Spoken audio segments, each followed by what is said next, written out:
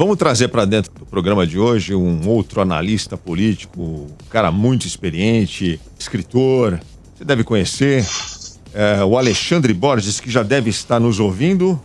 Alexandre Borges está com a gente? Eu estou por aqui, estou ouvindo vocês sim. Tudo bem, Alexandre Borges? Obrigado por aceitar o nosso convite para bater um papo aqui sobre política, sobre o cenário atual. É uma grande honra estar com esse time aí, que é só craque, só camisa 10. Não sei se te avisaram, viu, Alexandre Borges? Todo mundo que entra aqui nesse programa, você fala a palavra Bolsonaro, você já é taxado de esquerdista pela nossa audiência, viu? Se você fizer qualquer comentário, qualquer crítica ao governo, já vão te xingar de esquerdista. Xingar não, vão te chamar de esquerdista, de petista, sei lá. Barbudinho da USP. Barbudinho da USP. Então, seja bem-vindo. O Tonholi virou um camarada soviético aqui, né, Tonholi? Opa, para acompanhar você. O Alexandre Borges é um grande defensor do pensamento da direita há muito tempo. Há muito tempo. Eu não lembro quem foi agora, se foi o Reinaldo Azevedo, outro jornalista, outro pensador, que disse lá em 2019, ele falou assim, a direita chucra, formada por gente muito burra, vai ser responsável pela volta da esquerda ao poder no Brasil. O que é a direita chucra e o que é a direita de verdade, assim, para você? O que é a boa direita, na sua opinião? Vamos lá. Você, em primeiro lugar, você tem um certo elitismo nesse comentário, porque nós, brasileiros, somos chucros em muita coisa, né? Nós temos os piores índices educacionais em tudo, então é de se esperar e é normal que na hora do comentário, ali no debate da rede social, apareça muita gente que tenha problemas com conceitos, que tenha deficiências de leitura, de bibliografia, ou que não saiba se expressar bem, ou que erre no português, né? Eu tenho uma quantidade relativamente grande de seguidores, eu vejo isso, então é uma maneira, eu acho, preconceituosa, até elitista, de, na hora de você argumentar com o seu leitor ou com quem está ali batendo boca com você, em vez de você tentar vencer a discussão no argumento, você parte para dar uma canelada e tirar um sarro, por exemplo, do erro de português, ali, que é uma coisa que eu já devo ter feito também, eu não sou santo. Acho que às vezes acontece ali no automático, ali no calor da discussão, o sujeito fala uma bobagem, você está meio ali de pá virada no dia, você pega e tira um sarro do erro de português do sujeito, ou da falta de compreensão dele de alguns conceitos de ciência política, que realmente ele não estudou, não conhece, não foi confrontado, mas também muita gente da própria direita que se acha, ou da discussão política, gente que se acha muito culta, muito lida, mas que tem problemas de bibliografia enormes, né, e fazem confusões conceituais muito grandes. Então eu acho, em primeiro lugar, deslocado, porque se você está no Brasil, você lida com brasileiros e o brasileiro é o eleitor, você tem que convencer o eleitor da sua posição, você não tem que xingar o eleitor, né? Então, você estava querendo dizer, por exemplo, que quem faz qualquer crítica ao Bolsonaro aqui no seu programa é chamado de esquerdista, isso é uma tremenda ignorância de conhecimento do básico, das categorias políticas, mas não tem problema, vamos conversar, vamos explicar. Eu acho que tem uma parte grande de nós comunicadores, analistas, se a gente não consegue se comunicar e explicar para pessoas que um caudilho sul-americano que defende a estatização da Petrobras, que não quer privatizar nada, que boa parte das privatizações, por exemplo, do Brasil poderiam ser feitas numa canetada, não são feitas por decisão do governo, que o governo militar do Brasil, que ficou no poder de 64 a 85, pegou o Brasil com 50 estatais e devolveu com 500 estatais, e é um governo que e os militares brasileiros, no geral, amam as estatais, e você achar que automaticamente, por alguém ser anticomunista e automaticamente alguém por ser apoiador desse governo é alguém ou direita ou conservador nos moldes americanos e britânicos, isso é também uma falta de conhecimento básica dos termos. Então, só para ficar na primeira parte aí da sua pergunta, aí da sua colocação, acho uma pena que se coloque as coisas nesses termos. Até porque, na minha avaliação, dividir hoje entre esquerda e direita o espectro das posições políticas mais atrapalha do que ajuda, né? Porque você tem, em primeiro, o que você chama de esquerda e o que você chama de direita. O que você chama de esquerda, por exemplo, que vai do Ciro Gomes, por exemplo, ao Marcelo Freixo, é a mesma esquerda? Para mim, não é. São esquerdas totalmente diferentes. O que você chama de direita no Brasil, que vai da Carla Zambelli até o Luiz Henrique Mandetta, é a mesma direita? Na minha visão, não é. Mas se tenta fazer um grande guarda-chuva e misturar pessoas com posições muito diferentes, como se fossem muito parecidas, e elas não são. Então, o que eu acho melhor, em vez de a gente ficar preocupado com o rótulo, eu acho que isso sim é um mal brasileiro, um mal da discussão política, que é o tribalismo, que é tentar te colar um rótulo, que é uma coisa que vem do futebol. Ah, você é o quê? Você é Corinthians, é Palmeiras, é Vasco, é Botafogo, é Flamengo, e a partir daí tentar olhar tudo que você fala a partir da lente daquele rótulo. Então, por exemplo, eu sou flamenguista, sem querer me gabar, evidentemente, mas estou falando aqui, é claro. Então, assim, você vai querer tirar todas as minhas opiniões de futebol pela ótica de um torcedor do Flamengo. Faz sentido você saber qual é o time que eu torço? Problema nenhum. E isso tem alguma influência, na minha opinião, sobre quem é o campeão brasileiro de 1987? É claro que tem, não tem problema. É óbvio que eu, como flamenguista, eu sempre vou morrer defendendo que é o Flamengo. Agora, isso não quer dizer, primeiro, que todas as minhas opiniões sejam ideológicas, enfiesadas, e que eu não possa estar buscando a verdade dentro das minhas colocações. E segundo, especialmente na política, porque eu tenho uma cosmovisão, eu tenho, por exemplo, uma visão que o Estado tem que ser mais ou menos intervencionista, que a desigualdade de renda, do jeito que ela é colocada, ela é ou não a prioridade, ou ela deve ser resolvida pelo Estado. O Estado tem ou não que ser a locomotiva da economia. Por exemplo, você tem um governo hoje que é dito como liberal e o Ministério da Economia à frente, um Chicago Boy clássico, que é o Paulo Guedes, que é visto como um ícone de neoliberalismo, da direita, blá, blá, blá.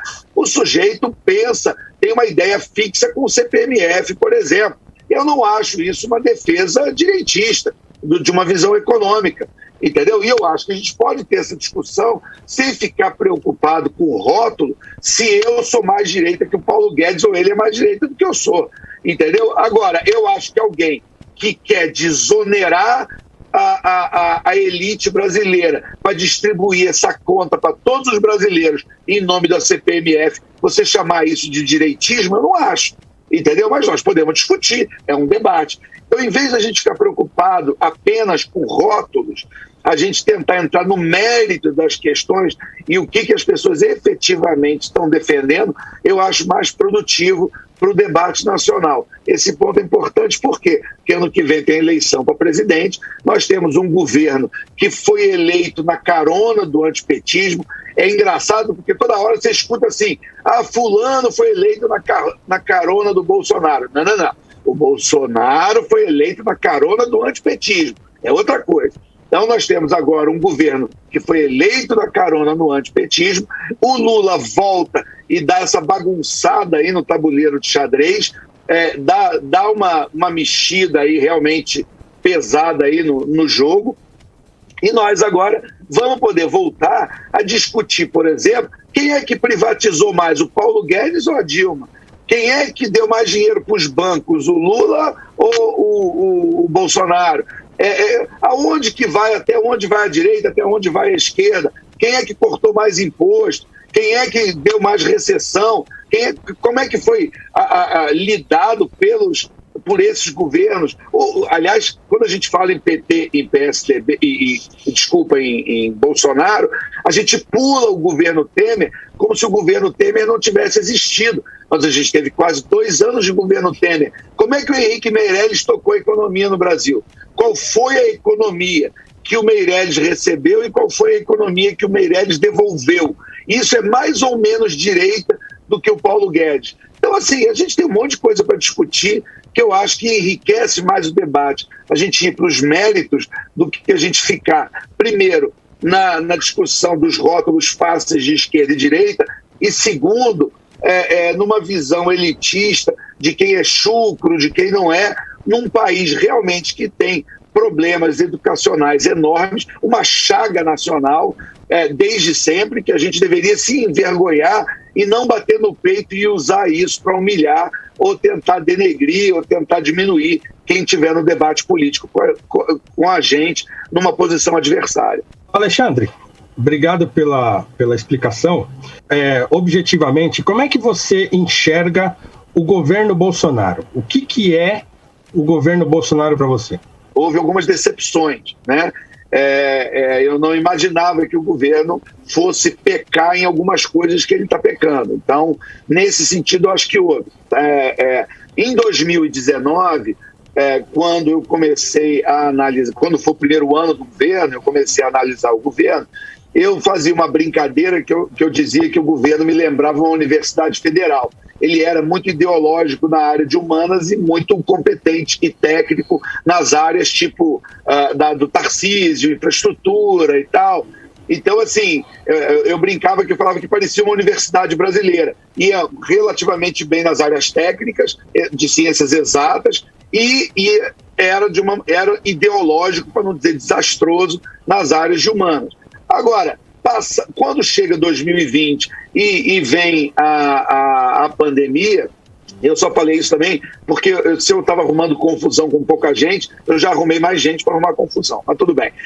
Quando vem o ano de 2020 vem a pandemia, aí sim vem um desastre muito grande, porque você tem realmente, de todos os governos do mundo, um dos governos mais negacionistas, que mais tentaram diminuir a importância ou a letalidade ou os riscos envolvidos na pandemia, um governo que claramente tentou, inclusive, prescrever remédio, cloroquina, ivermectina, um governo que tentou sabotar de todas as formas a compra da Coronavac, pegar uma vacina produzida no Brasil pelo Instituto Butantan e ficar chamando de vacina, como se viesse pronto da China, como se não passasse pelos técnicos, e um desrespeito enorme ao Butantan, uma instituição centenária e importantíssima, e várias das vacinas que todos nós já tomamos na vida são produzidas ou foram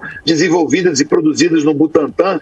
Então, você teve 2 ministros da saúde, médicos de formação, como o Mandetta e o Taishi, que foram demitidos por serem médicos e tentarem dar uma condução técnica para o combate à pandemia, e foi colocado lá o Sargento Garcia, foi colocado lá aquele ser patético que é o General Pazuello, e aí nós estamos nesse ponto, morrendo mais de 2.000 pessoas por dia, e você vê hoje os números em queda no mundo inteiro, até em países onde os números eram muito altos, e só o Brasil você tem números crescentes, e o Brasil aí no pico do pico dos casos de contaminação e de morte.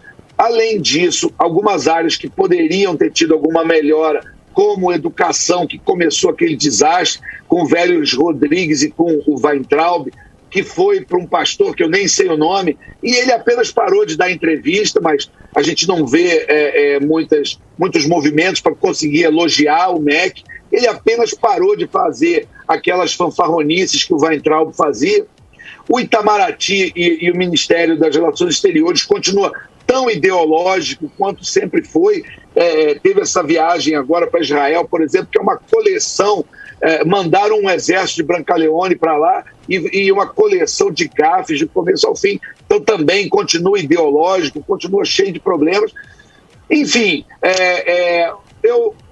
como alguém que vem da direita, que é de direita, e eu posso discutir que acho, inclusive, com convicções mais sólidas ideológicas de direita, porque muita gente que está aí nesse governo, você vê o que seria o pessoal ideológico indo apenas para um projeto político eleitoral muito radical, e você vê também uma aliança muito desenvergonhada com o que seria a banda mais podre do Centrão, entregando os dedos e os anéis para o Centrão, para poder blindar, de certa forma, as investigações ou o avanço. Bom, a Lava Jato destruída, né, como a gente sabe, agora, há pouco tempo, a Lava Jato volta a estaca zero, e você vê uma parte aí de uma tentativa de blindagem de investigações que envolvem até gente da família do presidente, coisas que não estavam tão fáceis de ser vistas lá em 2019, que começaram a ficar mais claras em 2020 e esse ano estão muito escancaradas. Por isso que esse ano você vê a ala que defende o governo, uma ala cada vez mais raivosa, porque está realmente cada vez mais difícil defender, né? Então, quem defende hoje praticamente ideologicamente, metaforicamente falando, é uma gente que está pegando em armas, né, para poder defender a queda do Moro do jeito que foi, para poder defender o Pazuello, para poder defender a condução, a compra do que foi, as compras que foram feitas de cloroquina, a maneira como os governadores são atacados, o incentivo a que haja um comportamento irresponsável nas ruas, no uso de máscaras, no isolamento social, o que leva, em parte, aos números desastrosos que nós temos aí, de mais de 2.000 pessoas morrendo todo santo dia. Enfim, a montagem de uma mídia governista de uma maneira tão desavergonhada que está igual ou pior aos tempos do PT, né? Quer dizer, no tempo do PT você já tinha uma mídia governista, mas o que a gente vê hoje, você vê os enclaves de alguns veículos que defendem o governo de uma maneira que chega a ser caricata, que parece... Tem alguns veículos que parecem a TV da Coreia do Norte. Então, assim, são coisas que a gente lamenta profundamente. Então, para quem é de direita, eu acho que a gente pode, se esse governo for derrotado ano que vem, como foi na eleição municipal do ano passado, vamos lembrar que 2020 foi um ano de eleição e os candidatos indicados pelo governo Bolsonaro foram fragorosamente derrotados, foi um tsunami, um 7-1, e não só os aliados de ocasião, tipo Marcelo Crivella, Celso Russomano e tal, mas também o que eu chamo de candidato arminha, aquele candidato que ficava falando bandido bom é bandido morto, mostrando arminha no programa eleitoral, aquela turma mais caricata, né? Por exemplo, como o Bruno Engler, que foi candidato em Belo Horizonte e tomou uma goleada do Alexandre Calil. Enfim, o PRTB tinha candidato em Recife, em outros lugares, que tentaram ir por esse caminho aí da arminha e tal, e esses, então, não conseguiram nem 2 dígitos no primeiro turno da eleição. Alexandre, Oi, o Tonholi quer fazer uma pergunta. Eu vou pedir para você ser um pouco mais sucinto nas respostas, porque tem mais gente para perguntar aqui e daqui a pouco o programa vai ter que acabar. Eu sei que tem. Vocês me perdoem, muito assunto. Porque vocês fazem perguntas muito amplas aí, mas desculpa, me perdoem aí. Não, tudo bem. E cortem à vontade, tá? Se eu falar demais, por favor, me deem canelada, que eu sou obediente e eu calo a minha boca. Imagina, vamos lá. Tonholi, manda aí. A pergunta é a seguinte: o que você acha do Olavo de Carvalho? O Olavo de Carvalho, ele é alguém muito interessante, porque ele tem uma história que lá nos anos 90 ele fez uma crítica cultural importante, né, naqueles livros, O Jardim das Aflições, o Imbecil Coletivo. Ele tem uma contribuição ao pensamento brasileiro que é inegável. Então, essa turma que fica astrólogo, negócio da Pepsi, do feto e tal, eu acho que está errado, eu acho que não é a maneira de tratar o Olavo de Carvalho, de forma alguma. Agora, de uns anos para cá, ele passou a ter... ele sai do campo dele intelectual fisiológico, olha eu, filosófico, e passa a ter uma recomendação mais direta na atuação política. Então, em 2014, vocês vão lembrar, ele tinha uma candidata que era aquela como é que chama? Cláudia...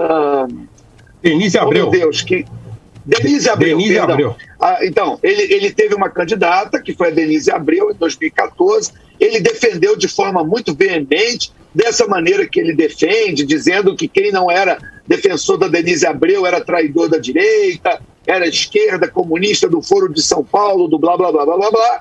A Denise Abreu não fez nem vento na eleição, mas dali ele já começou a ensaiar uma participação política um pouco mais direta.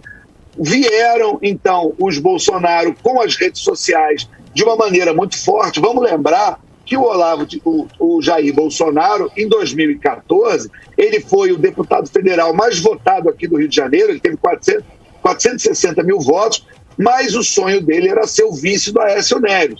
Vocês vão lembrar, ele fez de tudo. Ele ia nas passeadas, nas caminhadas do Aécio, não era convidado para o palanque, mas ficava, vamos dizer, na pipoca lá embaixo, com adesivo do Aécio, tentando ter uma vaga como vice do Aécio, mas a coisa não andou. E a própria legenda dele, que era o PP, vamos lembrar que ele passou por diversos partidos, mas naquela época ele era do Partido Progressista, do PP, que ele ficou 11 anos, né? Ele ficou, se não me engano, de 2005 a 2016. Quando ele chega em 2016, o PSC, o Partido Social Cristão, oferece a legenda a ele para ele ser candidato a presidente.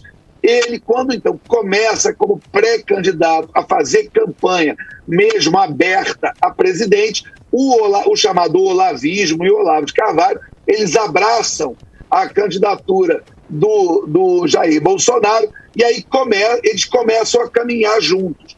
E aí o que seriam, vamos dizer, mundos muito diferentes, que era o Olavo de Carvalho, um ideólogo da direita, de um tipo, pelo menos, de direita, e o Jair Bolsonaro, que era um sindicalista de militar, que era alguém que tinha uma agenda muito ali daquele nacionalismo tacanho, que lembrava o Enéas, que lembrava ali, tinha uns ecos do integralismo do Plínio Salgado e tal. Eles acabam se juntando, em tese, para derrotar um inimigo comum com a esquerda, e a atuação do Olavo de Carvalho, que faz o seu último grande lançamento em 2013 ainda, que foi o Mínimo, né, aquele livro organizado pelo Felipe Moura Brasil, porque o lançamento que teve depois, que foi o do Imbecil Coletivo, foi um relançamento, né, era um livro que já estava escrito, é um livro dos anos 90, 96, se não me engano, e foi relançado, mas depois do Mínimo, eu espero não estar me enganando, se eu tiver, vocês me corrijam, por favor, mas eu acho que não houve nenhum novo lançamento.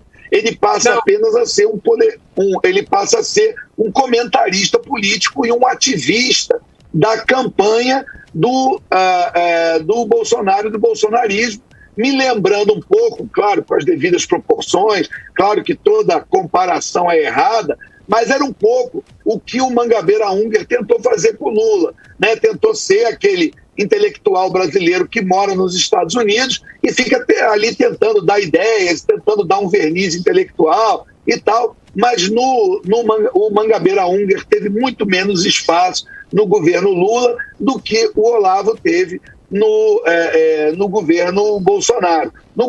Nas manifestações veio aquele slogan, o Olavo tem razão, aquela coisa pegou, eles começaram a falar muito juntos, a aparecer. Os filhos do Bolsonaro foram visitar o Olavo na casa dele, fizeram live lá, tiraram foto. Até aí nada de errado, até eu já fui lá, já tirei foto com ele lá na casa dele também, enfim. Mas a coisa começou a ficar mais próxima. A partir da eleição de 2018, ficou completamente indissociável. O Olavo de Carvalho foi convidado a ser ministro da Educação, não aceitou, mas indicou o Ricardo Vélez Rodrigues, né? Foi uma indicação dele. O Itamaraty passou a ser tocado pelo Felipe Martins, que é um braço direito dele, um rapaz que desde os, 14, 15 anos de idade é um aluno dele, é um discípulo dele e é muito forte no governo até hoje. estava nessa viagem agora para Israel, então está com ele até hoje. Então, em algumas áreas ali do governo, como educação e relações exteriores, o Olavo continua ainda muito forte. Se eu acho as posições políticas dele parecidas com as minhas e eu defendo, não. Nós temos posições hoje diferentes. Alexandre, eu queria agradecer. A gente, infelizmente, chegou ao final do programa. Queria que você deixasse o seu Twitter. Seu Twitter é bacana. Quem quiser seguir você lá no Twitter, qual é o seu perfil no Twitter? @Alex_Borges. Eu também estou no Instagram, mas aí é Fala_Borges. E na minha coluna na Gazeta do Povo, eu sou colunista, escrevo na Gazeta do Povo, vou ficar muito honrado de continuar essa conversa com vocês por lá. Obrigado aí a todos pelo convite. Obrigado, Alexandre Borges. A grande verdade. A grande verdade. Jornalismo de verdade. A grande verdade. A grande verdade. A grande verdade. O único compromisso é com a verdade.